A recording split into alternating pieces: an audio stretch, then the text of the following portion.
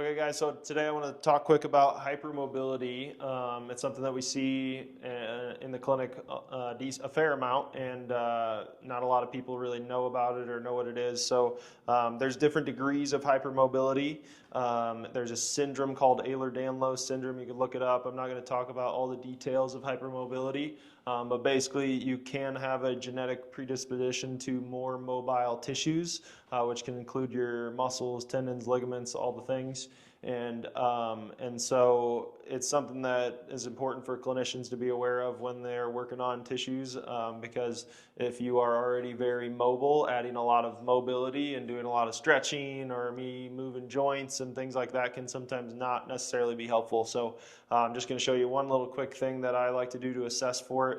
And yeah, it can help you learn about yourself, and or if your clinician that's working with you is not paying attention to these things, just something to note for yourself. So there's kind of what's called a Beighton scale that we will use, and it's simply the act of checking both pinkies, and I'm going to see if I can take my pinky to beyond 90 degrees of extension here, and I'm going to try it on both sides. I cannot. But if you can get your pinky beyond 90 degrees of extension, that would be a point for both, if you could do it on both sides. It's also the act of trying to get your thumb to your forearm here, which I'm not even close, but if you can get your thumb to your forearm like this, then that would be a point for both of those. And then we look at the elbow extension. So if you can extend your elbow out like this and it can go beyond 10 degrees of extension on either side, that would be a point. I'm not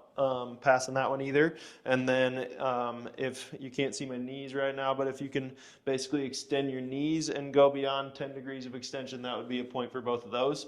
And the last one here is simply just going to be to go down and try to touch your toes, except for if you can keep your knees locked out and take your palms all the way to the floor like you see a lot of gymnasts are able to do, that's a point for that. So it's a scale, just kind of quick assessment to see how mobile your tissues are. If you're passing 4, 5, 6, 7 of those, it's definitely a signal to me that I might either take it a little easier or definitely look at prioritizing more stability and strength type interventions rather than doing a whole bunch of adjustments and a whole bunch of stretching and mobility work. So that is hypermobility.